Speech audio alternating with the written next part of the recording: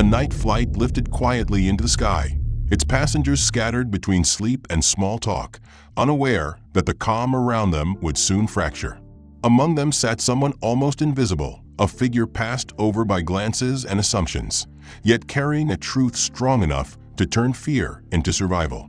No one could have predicted how quickly routine would twist into chaos, or how the person least expected would be the one to stand between disaster and deliverance. Stay with this story. And before we begin, remember to hit like, subscribe for more, and share in the comments where you're watching from, because what happens next will challenge every assumption you hold. In Seat 8 sat Zahara Whitfield, a 34-year-old black woman who looked like any other exhausted traveler trying to find comfort on a late-night flight.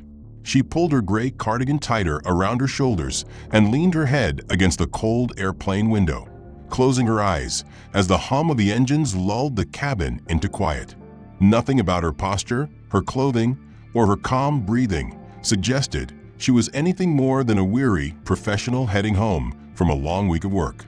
The Boeing 737 carried 149 passengers through the night sky, climbing smoothly from Chicago toward Seattle. And while many stirred in their seats, Zahara gave the impression of someone who had disappeared into slumber almost the moment the wheels left the runway. To the passengers who noticed her at all, she was background, another face in the sea of travelers who would deplane in the early morning hours and vanish into the airport crowd. What no one around her realized was that behind the simple appearance of a quiet woman in 8A was a hidden history filled with precision, discipline, and responsibility. Zahara Whitfield was not just another tired passenger. She was an experienced pilot with over 9,200 flight hours logged across military and commercial aviation.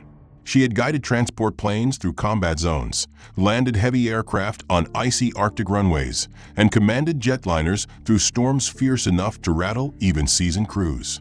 Tonight, she had deliberately concealed that truth, traveling incognito to escape the weight of her profession, hoping to remain invisible for once. As the aircraft reached cruising altitude and the seatbelt sign switched off, flight attendants began their silent routine. Drinks clinked in trays, ice cracked in cups, and the aisle filled with soft movements. The senior attendant, Ruth Ellison, walked past row 8, noting the woman by the window. "Out cold already," she whispered to her colleague with a sympathetic smile. "Must have been one long day." In 8B, Lawrence Keating, a white businessman in his 50s with silver hair and an expensive watch, glanced sideways at Zahara before returning to his laptop. He muttered to Ruth that some people had the gift of sleeping anywhere and how he envied it. Across the aisle, Doris and Milton Faraday, an elderly white couple from Iowa on their way to see their grandchildren, whispered about how young women like her probably worked themselves too hard, assuming she was a schoolteacher or perhaps an assistant in some demanding office. Each comment reduced her to an easy stereotype, none recognizing that she had lived a life that would eclipse their assumptions. Zahara remained still, unbothered, letting herself fade into the anonymity she craved. For her, being overlooked was both a burden and a shield. As a black woman in aviation, she had endured skepticism and condescension, but she had also learned how invisibility could sometimes be an ally, allowing her to observe without intrusion and move without drawing attention. Tonight, she wanted nothing more than to exist as a face no one remembered. She carried no obvious signs of her profession. Her uniform was left neatly folded at home. Her pilot license remained tucked in her wallet, out of sight.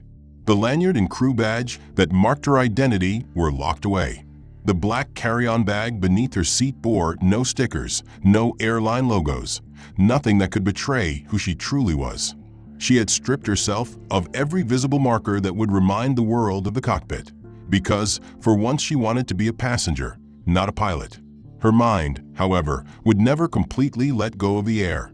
Years of discipline had tuned her senses to the language of flight, the vibrations that shifted when an engine strained, the faint changes in tone when the autopilot adjusted pitch, the subtle dips that signaled turbulence before others noticed. Even as she drifted between sleep and wakefulness, her instincts tracked the hum of the engines and the rhythm of the airframe. It was not conscious, not deliberate, but an automatic awareness built from thousands of hours aloft.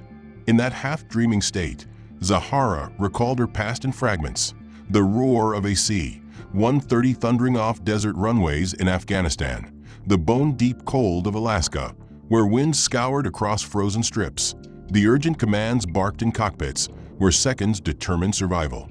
She remembered being doubted by fellow officers until her calm voice brought missions home. And she remembered the quiet pride when her passengers never knew how close they had come to disaster because she had kept them safe. Those memories lived inside her, though she tucked them away behind her steady exterior. She thought of the relentless simulator sessions she had endured just days earlier, the scenarios stacked to push her to the brink. Engine failures, hydraulic malfunctions, depressurization drills, every emergency that could be imagined condensed into a blur of alarms and checklists. She had passed each one, but the exhaustion of it lingered, weighing heavy in her bones. That was why she was here in 8A, hidden, silent, seeking nothing but a few hours of rest on the red-eye. Around her, the cabin lived its small life. A mother calmed her restless child in row 10. A teenager tapped at a handheld game beneath the dim light. Businessmen typed emails they would forget by morning. All of them were absorbed in their own worlds, unaware that seated among them was a woman whose life had been built on protecting others from the very dangers none of them imagined could happen. Zahara's chest rose and fell steadily, her mind finally slipping deeper into rest. She allowed herself the smallest comfort of forgetting responsibility, convincing herself that for the next 3 hours she was just another passenger being carried home. But fate had never been kind to her when she wanted peace. Lawrence Keating in 8B shifted uncomfortably in his seat, his laptop dimmed to conserve battery, his eyes occasionally drifting toward Zahara with a mixture of irritation and envy, muttering softly to himself that it must be easy to live life sleeping while others worked late into the night, not once considering that the woman beside him had worked in silence through storms he could never imagine. Across the aisle, Doris and Milton Faraday watched her with the kindly curiosity of grandparents, Doris leaning in to whisper that the young black woman seemed like she must be a teacher, her posture so disciplined. Or maybe she worked in an office and was just worn down from long days, while Milton nodded and murmured that people like her always carried too much weight on their shoulders, speaking with the distant pity of those who thought they understood but never truly did. The flight attendants too noticed her, Ruth Ellison remarking quietly to a junior colleague that the passenger in 8A must have had a very long day to fall asleep so quickly after takeoff, her tone carrying no malice but still rooted in assumption, as if Zahara's silence and stillness spoke only of exhaustion and not of choice. None of them considered the possibility that her stillness came from control, that her calm breathing reflected a discipline built through years of being tested in the sky, through the grueling rhythm of flight hours and simulator drills that had shaped her into someone capable of commanding aircraft in ways far beyond their comprehension. It was easier for them to define her by surface traits, to fold her into the simple categories society always seemed eager to impose on a black woman traveling alone. Fragile, tired, perhaps overworked, but never extraordinary, never powerful, never someone whose presence could mean survival in the face of crisis. Yet their eyes lingered on her all the same, because there was something about the way she held herself, even in sleep, that stirred curiosity, something in the steadiness of her posture that suggested more than fatigue, though they never gave themselves the chance to imagine what that something could be. In their world, Zahara was invisible but not unseen, noticed but not understood. And in this invisibility lay the deep irony that would soon unravel, for every misjudgment made against her would stand in stark contrast to the truth waiting to surface. Lawrence rubbed his temples and muttered that she was lucky, that she had no idea how much responsibility weighed on real shoulders, while Zahara, who had carried responsibility for entire crews through combat skies, remained unmoving, her breath even and measured. Doris smiled faintly and told her husband that she reminded her of a niece back home, hardworking, gentle, the kind who gave too much and received too little, not knowing that Zahara had spent her adult life pushing through barriers that tried to cage her worth into the very stereotypes now being whispered. Ruth moved down the aisle with practiced steps, glancing once more at Zahara as if making sure she was comfortable. shaking her head with the sympathy of someone who saw a passenger and nothing else, not realizing she was looking at a woman who had once sat in the left seat of cockpits, where seconds meant life or death. Every assumption narrowed her down into something smaller than she was, a shadow of her reality. A reduction that spoke more about those observing her than it ever could about Zahara herself. For they saw what they expected to see, not what truly existed. And so the cabin floated forward in its fragile peace, filled with quiet judgments and casual dismissals, each passenger creating their own version of Zahara that matched their worldview. None of them prepared for the moment when the silence would shatter, and those judgments would collapse under the weight of truth. The irony was rich, almost cruel. The one person dismissed as invisible, the one reduced to tired traveler, fragile worker, gentle face, was the one person aboard Flight 329 who carried within her the precise skill set that would decide whether every soul on that aircraft would live to see another morning. She had logged over 9,200 flight hours in her career, a number that carried weight in aviation circles because each hour represented not just time in the sky, but the accumulation of decisions, judgments, and instincts that separated professionals from those who merely operated machines. Zahara had not fallen into this path by accident. From her earliest days, she carried within her a fascination for flight, a drive that led her to push against walls of doubt. And when she gained admission to the United States Air Force Academy, she entered a world where every step tested her resolve. At the academy, she studied aeronautical engineering, the principles of lift and drag, the mathematics of thrust-to-weight ratios, the details of systems that kept heavy aircraft in the air. But more than that, she learned how to withstand pressure, how to maintain calm while others faltered, and how to let discipline anchor her even when the odds seemed impossible. Upon graduation, she advanced into flight training and soon became a pilot of the C-130 Hercules, a four-engine transport plane that demanded strength and precision, a plane used in missions where cargo was not just supplies but survival, where landings were not always on smooth runways but sometimes on dirt strips carved into hostile terrain. Zahara flew into Afghanistan, into zones where dust storms cloaked the skies and hostile fire lurked beneath the clouds. And she landed on icy airstrips in Alaska, where winds screamed across frozen tundra, teaching her that every landing was an exercise in control and nerve. Her crews at first looked at her with skepticism, some doubting that a black woman could command under such conditions.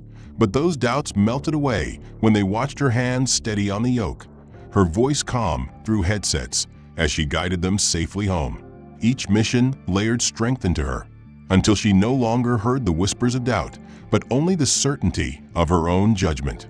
After her years of military service, she chose to transition into civilian aviation, a move that came with its own challenges.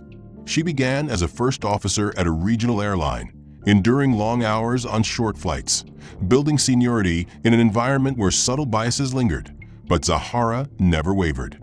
She accumulated hours, completed checklists with precision, handled turbulence with confidence, and learned every inch of the aircraft she flew.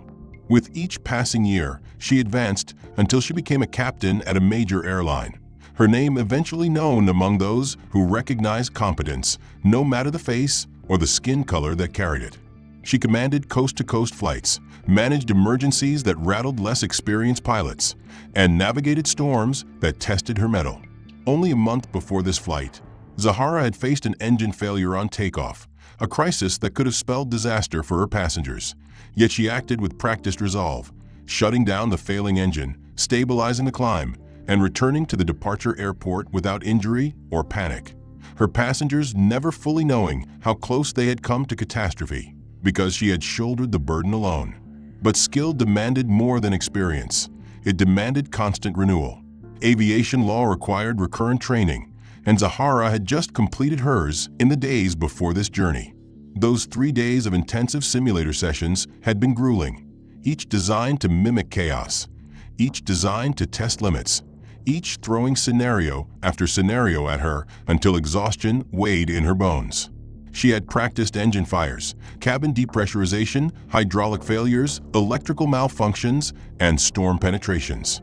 She had endured instructors simulating multiple failures at once, forcing her to prioritize, forcing her to keep the aircraft flying when the sky itself seemed determined to tear it apart. She passed each test, demonstrating mastery, but by the end her body ached, her mind craved rest, and her spirit longed for anonymity. That was why she chose to book this late-night flight, not as crew, but as a passenger. She wanted to hide behind civilian clothes, to travel without the expectations that came with being recognized, to avoid the inevitable requests for reassurance when turbulence rattled the cabin or the casual questions about minor issues that flight attendants sometimes directed at off-duty crew. She stripped herself of all professional markers, choosing instead to sit quietly in 8A, hoping to vanish among strangers. Yet while she carried herself as invisible, the reality of her skill never left her. Even in rest, her mind carried the rhythms of flight, the instincts sharpened by years of service, the calm that only came from facing storms and walking away. Her passengers could not see this, nor could they imagine that the very woman they reduced to stereotypes was perhaps the most qualified aviator on board aside from the men and women in uniform at the controls. It was ironic, painfully so, that while the passengers believed themselves carried by professionals in the cockpit, the strongest shield, they had sat quietly among them, wrapped in a cardigan, mistaken for ordinary. Zahara knew this irony well. For her entire life, she had been underestimated, judged first for being black, then for being a woman, then for daring to claim a place in the sky that others thought belonged only to men. She had learned to live with the underestimation, to let her actions speak when words were not enough, to carry the weight of command in silence, knowing that respect earned under pressure lasted longer than prejudice spoken in whispers. On Flight 329, she remained silent still, but fate was weaving a different design. In the cockpit sat Captain Gerald Markham, whose health was faltering though he told no one, and beside him was First Officer Camille Hargrove, capable but inexperienced in storms as severe as those building ahead. The sky was sharpening its claws, the weather turning faster than reports predicted. And in the cabin, passengers sipped drinks and closed eyes, never suspecting that the storm outside and the frailty inside the cockpit would soon collide. At 56 years old, Gerald had begun to feel the wear of years spent in pressurized cabins, the long hours sitting in cramped cockpits, the erratic schedules that demanded alertness at impossible times. He had brushed aside chest discomfort for months, telling himself it was indigestion, perhaps stress, perhaps fatigue, never daring to admit it could be something more dangerous. Because for a pilot, the truth of failing health was not just personal but professional, threatening the very license that defined his life. Tonight, as Flight 329 climbed to its cruising altitude, Gerald felt that discomfort press harder than before, a tightness blooming in his chest like a fist. But he ignored it, swallowing an antacid tablet he had slipped into his pocket before boarding, telling himself once more that he could push through. He knew how to push through. It was what pilots did when storms rose, when engines faltered, when the air bucked against the frame of the plane. He told himself this would be no different, though a small whisper in his mind warned that it was not the sky testing him tonight, but his own failing body. His first officer, Camille Hargrove, had noticed his distracted movements earlier, the way his hand lingered over his chest, but she said nothing, assuming it was nothing more than fatigue from the back-to-back flights he had flown in recent days. She was focused on the radar ahead, monitoring a storm system that seemed to be building faster than their pre-flight briefing had predicted. She adjusted dials, scanning altitudes for possible deviations, her voice calm as she reported speed and heading, and Gerald nodded, forcing his body into composure, hiding the truth of the pain radiating down his arm. The aircraft leveled at 35,000 feet, the engines humming with their steady rhythm, and for a moment he believed he had managed to shake it off, that perhaps the pressure in his chest would ease, that perhaps tonight would pass uneventfully. But as the minutes slipped by and the weather radar lit with deeper shades of amber and red, his body betrayed him. A sharp stabbing pain seized him, tearing across his chest with ferocity that no antacid could soothe, and sweat broke across his forehead as his breath caught. His hands tightened instinctively on the yoke, his knuckles pale, and Camille turned, startled by the change in his breathing. "Captain, are you okay?" she asked, her voice quick with concern, but Gerald could barely form words, his mouth dry, his heart hammering against his ribs. I think "I think I'm having a heart attack," he gasped, his left arm heavy, his vision blurring at the edges. The cockpit filled with a hum of instruments, the steady ping of weather alerts, and the ragged sound of Gerald's labored breath. Camille felt a jolt of adrenaline rush through her as he slumped forward against the controls, his body heavy in the seat, his voice reduced to a broken whisper. "You have controls," he managed before his strength gave out, and then his head tilted against the shoulder strap, his body unmoving except for shallow, irregular breaths. Camille's training roared into her mind, every checklist she had drilled into her memory flashing before her eyes, and she forced her hands steady on the yoke as she announced over her headset, "Seattle Center. This is Flight 329, declaring an emergency. Pilot incapacitation due to suspected cardiac event. First officer assuming command." Her voice was even professional, but her heart pounded as she glanced at the weather radar, at the angry storm spreading like a wall across their route, and at the unconscious captain beside her, who had just left her with full command of an aircraft carrying 149 souls. Air traffic control acknowledged your call, their tone firm but calm, asking for details, offering vectors, promising medical support on arrival.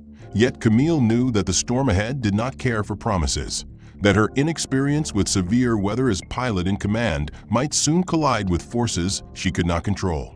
In the cabin beyond the locked cockpit door, passengers dozed and whispered, unaware that their captain had collapsed, unaware that their fate now rested in the hands of a young first officer who had never faced such a trial alone. Zahara Whitfield, still silent in 8A, shifted slightly in her seat, her body attuned even in rest to the subtle changes of flight, unaware that destiny had begun to stir around her, pulling her ever closer to the role she had tried so hard to avoid on this journey. At 29 years old, she had logged nearly 3,000 flight hours, a respectable number for her age, but still short of the kind of experience that hardened pilots carried into storms. And she knew it. As her hands gripped the yoke to keep the aircraft steady, she felt the weight of responsibility bear down harder than any turbulence. Captain Markham's body slumped against the seatbelt, his head tilted toward the instruments, his breaths ragged and shallow, and Camille's stomach clenched as she realized she could not count on him to wake up. Her headset buzzed with the calm, steady voice of Seattle Center acknowledging her declaration of emergency and offering immediate vectors toward Seattle. But she looked at the radar screen and felt her throat tighten. The storm was not just a patch of turbulence to skirt around. It was a sprawling mass of severe weather, reds and yellows bleeding across the display, a wall of chaos standing between them and the safety of descent. She pressed the transmit button again, her voice steady though inside her chest her heart hammered. "Seattle Center. Flight 329 is requesting priority handling. We have captain incapacitation due to suspected cardiac event. First officer assuming full command. Request vectors and paramedics on arrival." The controller confirmed, granting her priority. But priority in the air did not change the physics of the storm. She knew she could not land at Seattle without facing it, and as she glanced at her instruments, sweat dampened her palms despite the cool air of the cockpit. Her training whispered in her mind, the protocols for incapacitated crew, the checklist for single pilot operations. But this was more than checklists. This was the reality of being alone at 35,000 feet in the dead of night, with weather that could rip an aircraft apart. She glanced at Gerald again, whispering under her breath, "Don't leave me with this, Captain," though she knew he could not respond. She steadied her breathing, focusing on the essentials. Maintain altitude, monitor speed, keep the course steady for now. The next decision would be about deviation, and she felt the enormity of it pressing in. Every passenger behind her was depending on choices she had to make quickly. She thought about the hundreds of times she had practiced emergency scenarios in simulators, the instructors pushing her with rapid-fire malfunctions. But those sessions had always ended with reassurance, with a reset, with a voice telling her it was only practice. This was not practice. This was reality. And if she faltered, the headlines would speak of disaster, not training. In the cabin, Ruth Ellison was securing loose items and quietly signaling to her crew to prepare for possible turbulence, unaware of the full extent of what Camille now faced. Passengers remained calm, their assumptions intact, believing professionals had control in the cockpit. None of them knew that control rested in the trembling hands of a young first officer staring at a radar screen glowing with danger. Camille's thoughts raced, but she forced them into order. She reminded herself that she was not without skill. She had trained hard. She had flown through rough weather before under supervision. She had faced diversions and emergencies in limited forms. The difference was that there had always been someone beside her, a captain with more hours, someone to guide her. Tonight there was no one, and the silence of that absence rang louder than the storm itself. She adjusted heading slightly, testing the limits, listening to the aircraft's response. The 737 was strong, reliable, built to endure punishment, but it demanded respect. She whispered to herself, "You can do this. Focus on what you know," trying to drown out the doubts that threatened to overwhelm her. Still, she could not shake the gnawing fear that she might not be enough. Seattle Center provided updates on the storm, reports of turbulence from other aircraft, advisories to adjust altitude, but each option carried risk. Wind shear was reported at lower levels, hail at higher altitudes, severe turbulence at mid-levels. She weighed each piece of information, running mental calculations faster than she had ever done before, trying to choose the lesser of dangers. The irony struck her even as she worked. She had dreamed of command, of the day she would sit in the left seat, and now command had been forced upon her in the harshest way, with no warning, no preparation, and no time to adjust. She thought again of the passengers, most of them unaware, some perhaps beginning to notice the subtle rocking of the plane as it brushed the edge of the storm. She thought of the children aboard, of the elderly couple in row 8, of the mother 2 rows back who had smiled when boarding with her young daughter. Each face became a weight on her shoulders, a reminder that her decisions tonight mattered not only to her career, but to lives. She pressed her lips together and kept her eyes on the instruments, pushing fear aside because fear could not fly a plane. The interphone call from First Officer Camille Hargrove still echoed in her mind. The young woman's voice steady, but tight with strain as she explained that Captain Gerald Markham was incapacitated, unresponsive, and possibly suffering a heart attack, leaving her alone to command the plane through a storm far worse than forecast. Ruth had listened in silence, her stomach tightening as she glanced down the aisle at the passengers who continued reading, sleeping, or chatting, unaware that their flight hung by a thread. She had seen medical emergencies before, even handled passengers with heart attacks, strokes, or seizures, but never had the crisis been in the cockpit itself. Never had the safety of everyone rested on the survival of a single pilot with less experience than the storm demanded. She covered the interphone with her hand, her heart pounding as she turned to her fellow attendants and signaled with subtle urgency. They read her expression and fell silent, sensing the weight of what she was about to say. In hushed tones, Ruth explained that the captain was down, that Camille was flying alone into severe weather, that they needed to prepare the cabin not just for turbulence, but for the possibility that things could spiral further. The younger attendants paled, but Ruth's voice remained steady. "We follow procedure. We keep them calm, and we listen closely because she may ask for more." Even as she spoke the words, she knew Camille had already asked for more, though not directly. Ruth had heard the tremor in her voice, the unspoken plea for help from someone more seasoned, someone who could share the burden. Ruth knew what that meant. She knew the regulations, the rare but documented instances when off-duty pilots traveling as passengers had stepped into the cockpit to assist during emergencies. It was a long shot, but in this moment a long shot was better than nothing. She tightened her grip on the handset, inhaled deeply, and prepared to make the announcement she had dreaded her entire career. She glanced down the cabin one more time, her eyes passing over faces that radiated the blissful ignorance of routine travel. Businessmen tapping laptops, teenagers with headphones lost in music, children curled under blankets, couples leaning against each other for sleep. And she knew that the next words she spoke would shatter that fragile peace. But hesitation was a luxury she could not afford. She lifted the handset, pressed the button for the cabin PA, and let her voice carry into every row. "Ladies and gentlemen, this is your senior flight attendant speaking. We have encountered a medical emergency in the cockpit, and our captain is unable to continue his duties. Our first officer is operating the aircraft safely, but we are also facing challenging weather conditions that require immediate attention.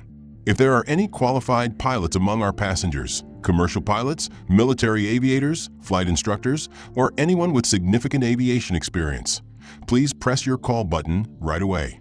Your assistance may be needed to ensure the safety of everyone aboard. As the announcement ended, the cabin shifted from calm to tense in an instant. Passengers stirred, murmurs rising like ripples through water, questions darting from one row to another. "What does she mean the captain can't fly?" whispered one man. "Are we in danger?" asked a woman clutching her child.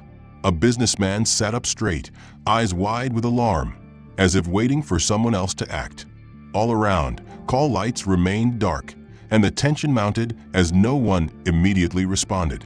In 8B, Lawrence Keating's jaw tightened, his skepticism evident as he muttered under his breath that surely this was exaggeration, that the crew must have it under control, though his fingers tapped nervously on his armrest.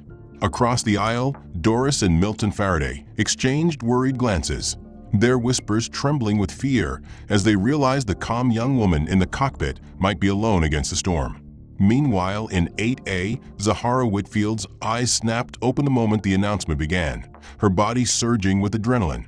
The words "medical emergency" in the cockpit slamming into her mind like a trigger honed through years of training. Sleep fell away instantly, her senses sharpened, and her instincts told her what her heart already knew. She could no longer remain anonymous. For days she had craved invisibility. For hours she had held to the hope that she could simply be a passenger. But those words had changed everything. She adjusted her breathing, sat upright, and listened to the low rumble of turbulence beginning to ripple beneath the fuselage.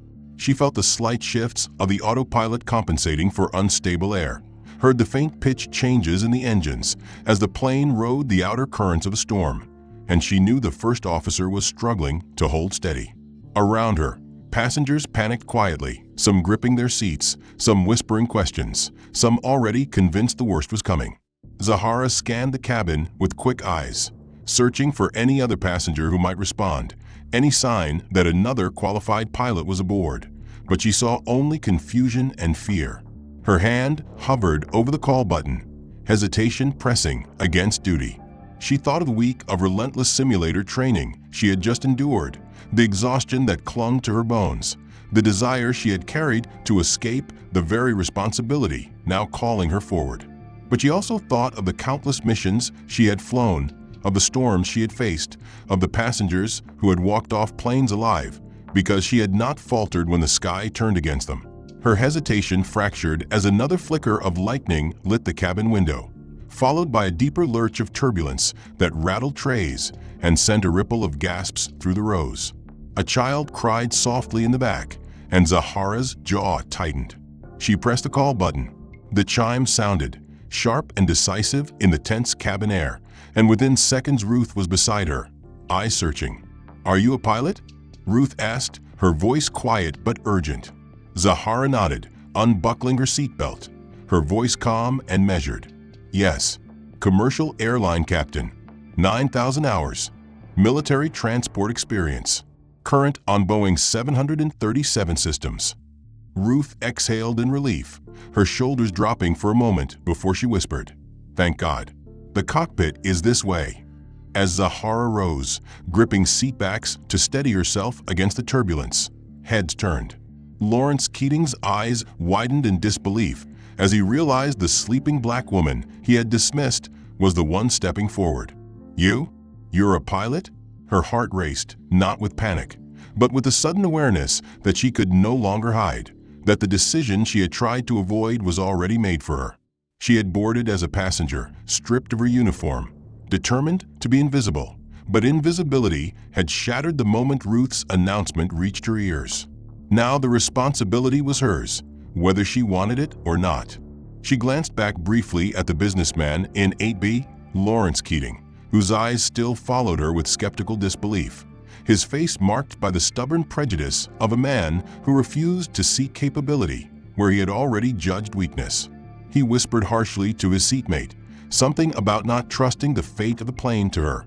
But Zahara dismissed it with a calm she had learned long ago. She had lived her entire career under the shadow of doubt, dismissed by those who saw her gender and her skin color first, and her skills only when she proved them undeniable. She had long ago made peace with the fact that respect often came only after she had carried people through storms. If Lawrence and the others wanted to doubt her now, let them. When this flight landed safely, their doubt would not matter. Survival would be proof enough. As Ruth led her toward the reinforced cockpit door, Zahara steadied her breathing, mentally preparing to take in the situation at a glance. She knew First Officer Camille Hargrove would be holding control, likely overwhelmed but forcing composure, and Zahara understood that her role was not to take command outright, but to provide the guidance, reassurance, and authority Camille needed to navigate the storm. She had trained crews, mentored co-pilots, and calmed panic voices before. This would be no different, except that now the stakes were an aircraft full of lives and a storm that showed no mercy. The cockpit door clicked open under Ruth's code, and the sight that greeted Zahara was both familiar and urgent. Captain Gerald Markham slumped unconscious in the left seat, his head tilted to the side, his breathing shallow and uneven. Camille gripping the yoke with both hands, her eyes darting between instruments and weather radar, her lips pressed tight in determination as the plane jolted through air currents that seemed intent on shaking it apart. "I'm Zahara Whitfield, commercial airline captain, current on the 737, she said immediately, sliding into the jump seat behind the pilots. Camille glanced over her shoulder, surprise flickering across her strained face before she nodded, accepting the help without hesitation. "Camille Hargrove, First Officer, 2800 hours, she said quickly, her voice taut. "Captain collapsed about 10 minutes ago. Suspected heart attack. I declared an emergency. ATC has us vectored toward Seattle, but the storm's intensifying faster than expected." Zahara leaned forward, her eyes sweeping the instruments with the speed of someone who had done it thousands of times. Airspeed steady, but buffeted by downdrafts. Altitude fluctuating under turbulence. Heading straight into a wall of red and amber returns on the weather radar. She nodded, her voice calm but firm. "You've done the right things. You called it in, you stabilized, you kept control. You're not alone now. We'll get through this together." The relief on Camille's face was brief but real, a flicker of hope in her otherwise taut expression. Outside the cockpit windows, lightning split the night sky, illuminating the rolling anvils of storm clouds that towered miles high, their outlines jagged and furious. The aircraft shuddered again, a sharp drop that sent unsecured items rattling in the cabin behind them, followed by gasps and muffled cries from passengers. Camille gripped tighter, fighting the instinct to overcorrect, and Zahara leaned in, her tone reassuring. "Let the plane ride it. Don't fight every bump. Smooth hands. She's built for this." Camille nodded, adjusting her grip, her motions slightly steadier. Zahara studied the radar again, noting the dense cells ahead and a possible break to the south. "Request deviation south, heading 180, she instructed. Camille keyed the mic Seattle Center. Flight 329, requesting deviation to heading 180 to avoid severe weather. The response came quickly. "Flight 329, deviation approved. Turn right heading 180. Be advised, reports of extreme turbulence ahead of your current track." Camille initiated the turn, and Zahara monitored closely, watching the bank angle, watching the storm cells shift on the display, guiding with calm authority. She remembered the countless times she had done this before. Storms in Afghanistan, where crosswinds battered transports heavy with supplies, squalls off the Alaskan coast, where ice clung to wings, and every descent felt like a gamble. And she let those memories inform her tone now. "Good. Nice and steady. Keep her level, small corrections. We'll skirt the edge of this monster and find the gap." For 20 minutes, the cockpit became a crucible of concentration. The aircraft jolted by downdrafts, the wind shear tugging at its frame, passengers gripping their seats as the storm roared outside. Camille read off airspeed, altitude, heading, her voice steadier with each exchange, while Zahara coached, reassured, and adjusted their course. Behind them, Ruth remained in the cockpit, monitoring Captain Markham's shallow breathing and keeping the interphone ready. Her presence a quiet reminder that the cabin depended entirely on these two women to bring them home. Camille dared a glance at Zahara between lightning flashes. "I thought I was about to lose it before you came in," she admitted, voice low. Zahara gave a faint smile, her eyes never leaving the instruments. "That's normal. You kept flying the plane, and that's what matters. Panic doesn't fly. You did the hardest part. You stayed in control." Camille exhaled shakily, gripping the yoke but with less tension now, her confidence bolstered by Zahara's presence. Outside, the storm clouds began to thin at the edges, patches of clearer sky showing on radar. Zahara pointed. "See that gap? That's our way through. Stay on heading. Trust her. She'll carry you." Camille adjusted course slightly, and the worst of the turbulence eased as the plane found smoother air along the storm's perimeter. In the cabin, relief rippled as the jolt softened, though passengers still held their breath, unaware of the full measure of what had just occurred. To them, it was still chaos. To Zahara and Camille, it was survival earned by calm judgment in the face of fear. Zahara leaned back slightly, though her eyes never left the displays. She could feel her own exhaustion deep in her bones, but adrenaline carried her now, the knowledge that she had stepped into this moment for a reason, that anonymity was never truly hers to claim when lives depended on her. She had seen it before, the way people doubted her the moment she rose to take responsibility, the way eyes narrowed when they realized their fate rested in the hands of a black woman whose quiet presence had until now been dismissed as fatigue or ordinariness. Lawrence Keating muttered loudly enough for others nearby to hear, his voice sharp with fear disguised as skepticism, insisting that it was reckless to trust her, that surely there must be someone else, anyone else. And his words only deepened the divide among passengers already shaken by the announcement. Doris Faraday gripped her husband Milton's arm and whispered that perhaps the woman knew what she was doing, though doubt quivered in her voice, while Milton shook his head slowly, unsure whether hope or fear should win his judgment. Yet Zahara did not let their whispers penetrate her focus, for her entire career had been built on rising above doubt, on letting performance replace prejudice, on allowing her calm presence to outweigh every dismissive remark and skeptical glance. As she steadied herself with one hand on the seatbacks, she moved forward through the cabin, her eyes fixed not on the people questioning her worth, but on the reinforced cockpit door that symbolized both the crisis and the salvation waiting on the other side. Every step she took was accompanied by the deepening realization that she no longer had the shield of anonymity, that the identity she had stripped away to rest had been forced into light by necessity. And though part of her longed for the quiet of remaining unseen, the stronger part knew that hiding was never an option when lives trembled on the edge of disaster.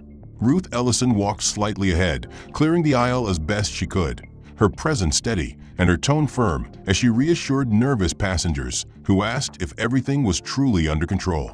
"We have a qualified pilot stepping in to assist," Ruth repeated like a mantra, her words both honest and strategic, though she knew few could grasp what it meant to carry qualifications like Zahara's. The turbulence intensified for a moment, trays rattling, overhead bins shaking, passengers gasping and clinging to armrests. And in that instant, Zahara caught sight of a young boy clutching a stuffed animal, his wide eyes filled with silent fear as he stared at her.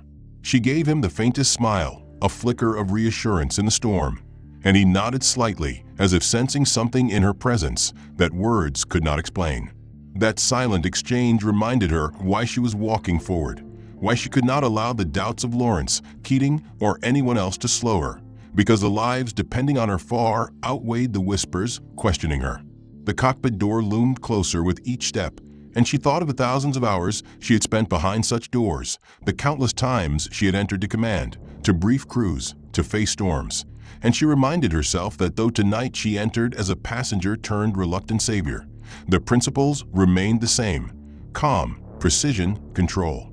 Ruth entered the code and opened the door, ushering Zahara inside once more, and the sight of First Officer Camille Hargrove struggling with the yoke while storm cells flickered across the weather radar steeled Zahara's resolve.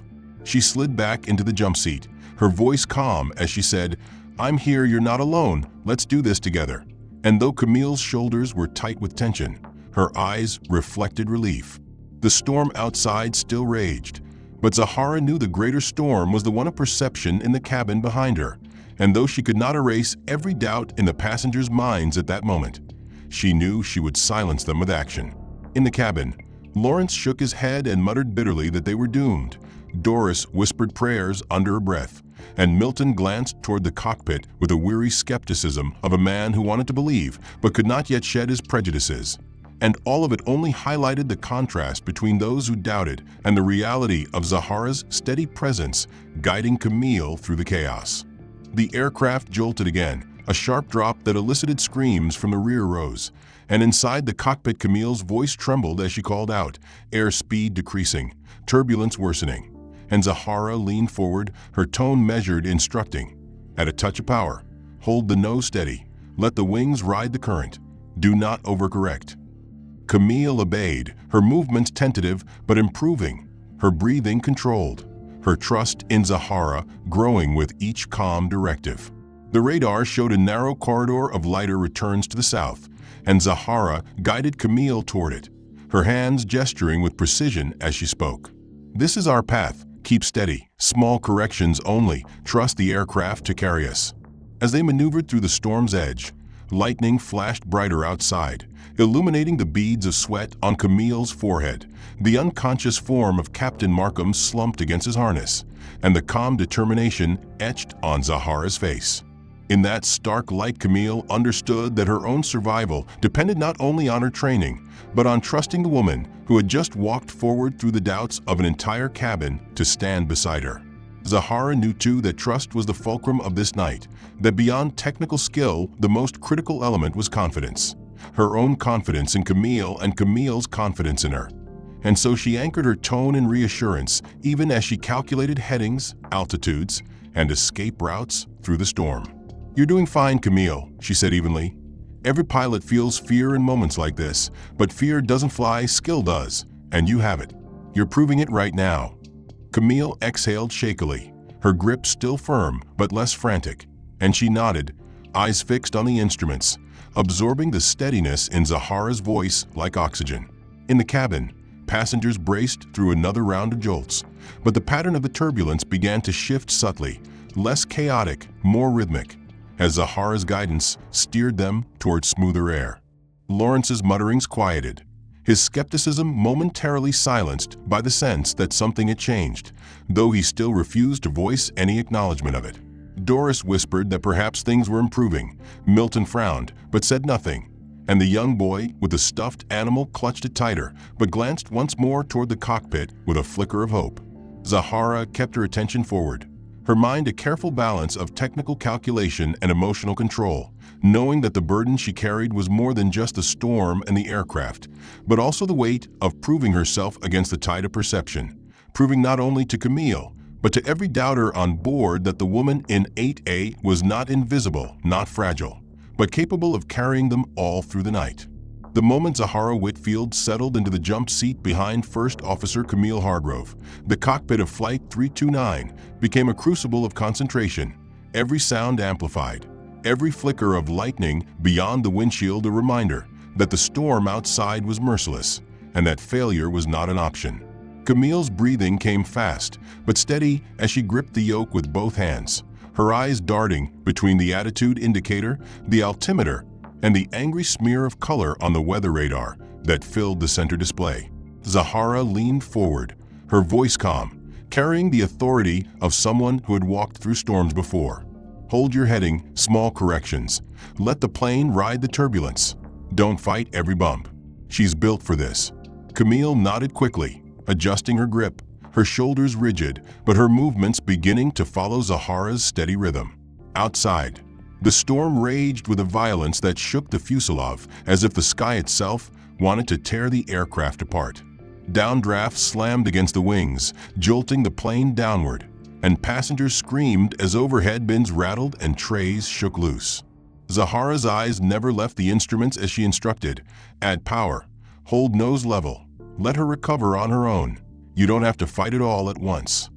Camille responded, nudging the throttle and easing pressure on the yoke, her movements less frantic than before. "Good," Zahara said, her tone clipped and confident. "That's how you stay ahead of her." Camille exhaled, sweat rolling down her temple, and dared a quick glance at Zahara, her expression tight with gratitude. "I thought I was about to lose it," she admitted, voice shaking beneath the roar of rain pelting the cockpit windows. Zahara shook her head firmly. "You didn't lose it. You kept her flying. That's what matters. You're still in command. I'm just here to make sure you know you're not alone." The words steadied Camille as much as the corrections steadied the aircraft. The storm radar lit up with bursts of crimson and amber, an endless wall of convective cells stretching across their route. Zahara studied the screen, her mind racing through decades of experience. She spotted a thin corridor to the south, a break in the intensity, a narrow window through which they might slip. Seattle Center, Flight 329 requesting further deviation south, heading 170 to avoid severe activity, Camille transmitted under Zahara's direction, her voice stronger now, her tone professional. The controller replied immediately. "Flight 329, deviation approved. Turn right heading 170. Be advised other traffic reporting severe turbulence in your area." Camille acknowledged, initiating the turn, and Zahara coached her through it.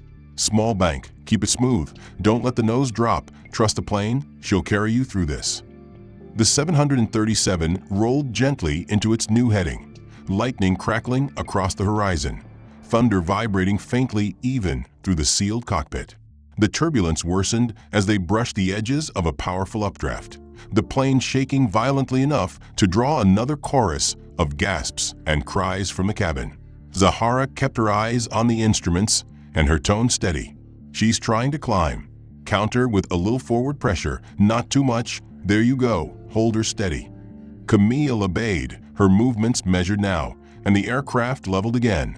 The storm still brutal, but no longer overwhelming her.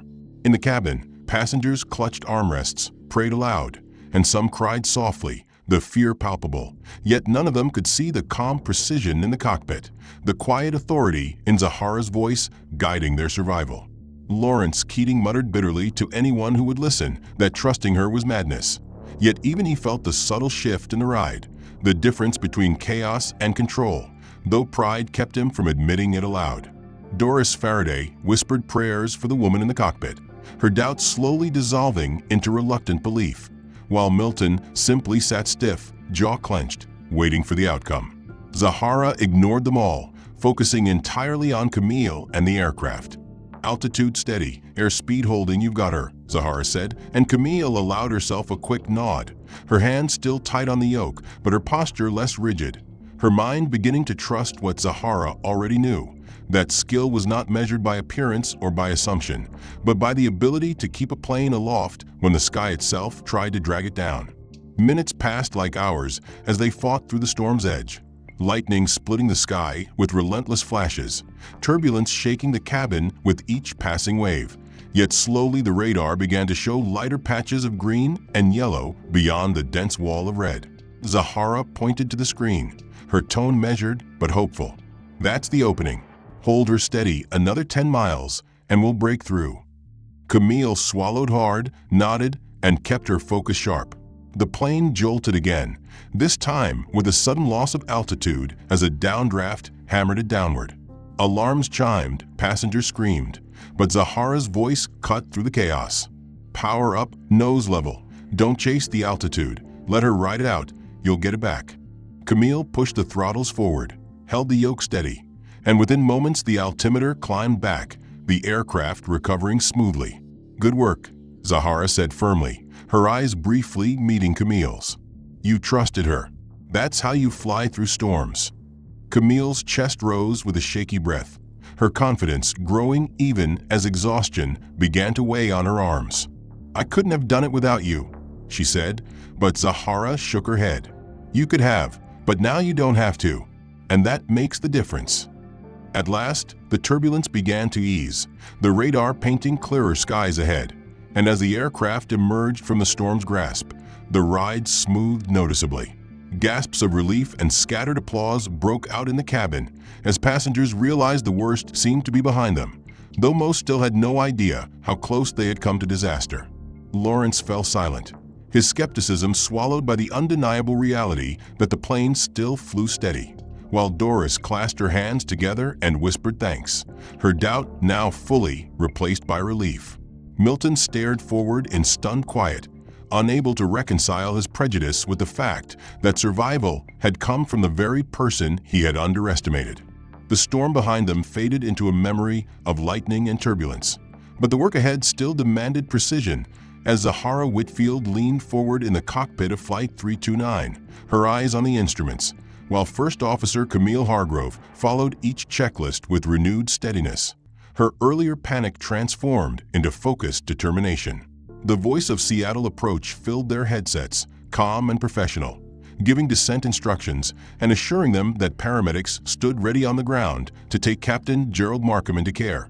And while those words carried relief, Zahara reminded herself and Camille that the most dangerous part of any flight was not the storm, but the landing.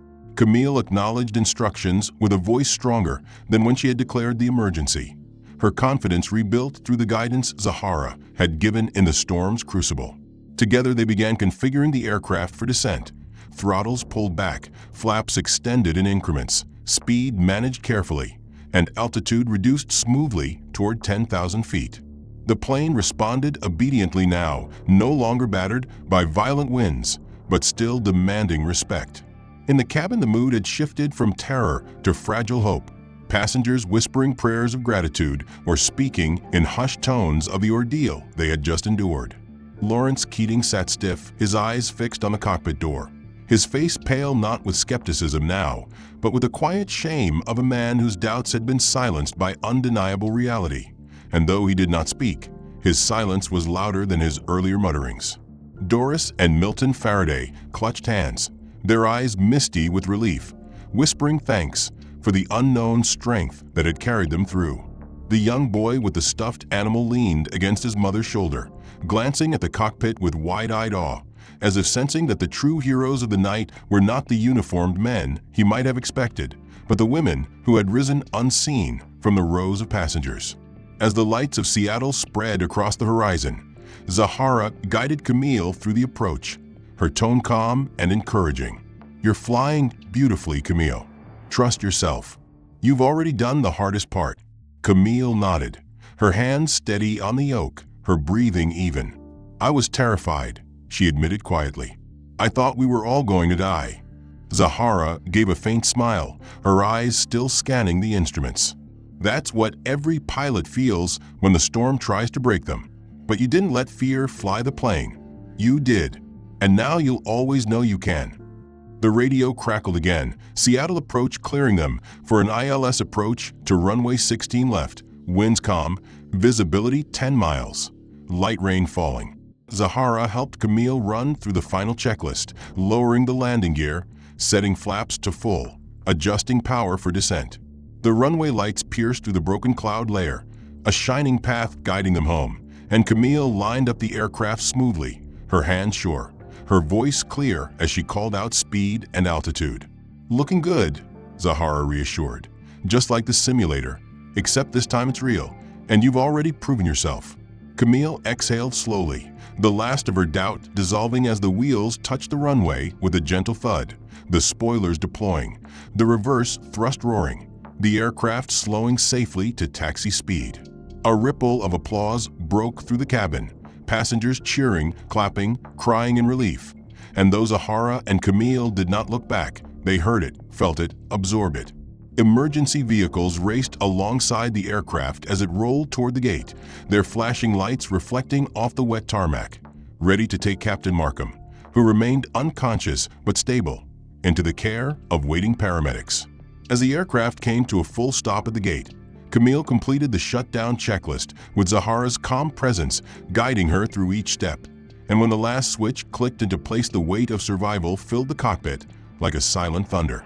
Passengers began to deplane, some pausing to thank the crew, others too overwhelmed with emotion to speak, yet their eyes spoke louder than words.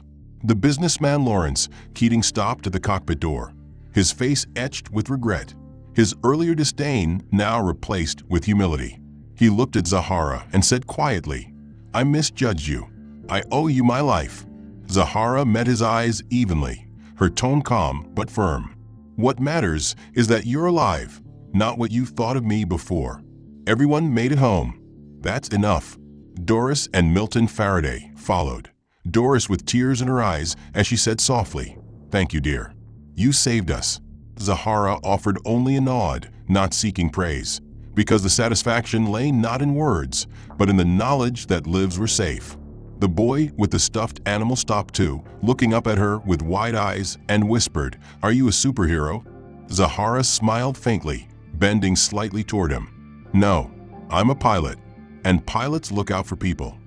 His mother guided him away, but he clung to her side, still staring back as if he had glimpsed a truth larger than himself. In the quiet that followed, Ruth Ellison entered the cockpit, holding a cup of coffee for Zahara. "I don't know how to thank you," she said, her voice thick with emotion. "You probably saved every soul on this plane tonight."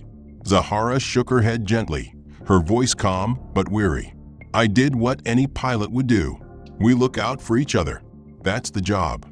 She glanced at Camille, whose face glowed with relief and newfound strength. "And she flew beautifully. Don't let anyone tell you different." Camille's eyes shone with gratitude, her voice catching. "I couldn't have done it without you." Zahara smiled faintly. "You could have, but now you know you can." Paramedics entered to tend to Captain Markham, lifting him carefully onto a stretcher, assuring the crew that his prognosis looked good. Zahara watched quietly, her mind already easing from command back toward anonymity. Though she knew anonymity would never be as complete again. She gathered her bag, the plain black carry-on that betrayed nothing of her identity, and prepared to leave. As she walked through the emptying cabin, she reflected on the irony of the night. She had boarded as a passenger seeking rest, invisible and underestimated, whispered about as fragile, doubted even as she rose to help. And yet in the end, she had been the difference between tragedy and survival. She had proven once again that strength was not in appearance, but in skill, not in assumption, but in truth, and that sometimes the person dismissed most easily was the one carrying the greatest responsibility. As she stepped into the terminal, the cool air of Seattle greeting her with a gentle rain, she allowed herself a long breath, the exhaustion of the night settling into her bones, yet also the quiet pride of having done what was needed. She did not need applause, she did not need vindication, for the meaning lay in the simple fact that 149 lives had been carried safely through the storm, and the doubts of a few passengers mattered little against the truth of survival. She walked toward the taxi stand, her anonymity half restored, though she knew she could never truly disappear, because the responsibility of being a pilot was not something one could shed with a uniform or reclaim with a disguise. It lived within her, called to her when needed, and tonight had been another reminder that duty came not at convenient times, but at critical ones. And so Zahara Whitfield left the airport not as the invisible passenger of Seat 8A, but as the unspoken hero of Flight 329, carrying with her the knowledge that sometimes the most meaningful victories are not celebrated in headlines, but lived in the quiet truth of lives preserved. The end. If you made it all the way through this story, I want to pause and ask you something. Did the twists and turns surprise you? Did you expect Zahara to be the one who stepped up when the storm hit, or did you think someone else would rise in her place? I'd love to hear your thoughts, so tell me down in the comments where you're watching from and what part of this plot gripped you most. Your perspective helps keep these stories alive and sparks great discussions with other viewers. And if you want more stories filled with suspense, courage, and unexpected revelations, make sure you hit that like button and subscribe to the channel. Every click of support makes it possible to bring more of these powerful narratives to you. Don't forget to share your favorite scene, and let us know if you saw the ending coming or if it caught you off guard.